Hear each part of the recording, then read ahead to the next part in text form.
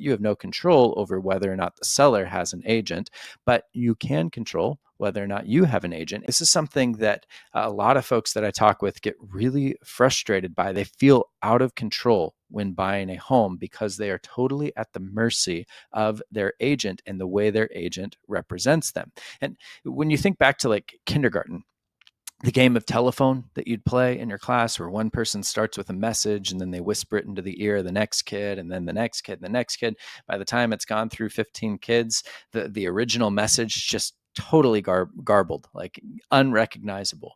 Well, unfortunately, this game happens a lot in residential real estate where you, as the home buyer, want to communicate something to the seller.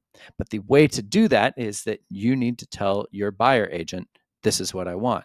And the buyer agent tells that to the listing agent, and then the listing agent tells that to the seller. And you are at the mercy of those intermediary parties communicating what it is that you wanted to say and doing so in a way that's actually reflective of your desires.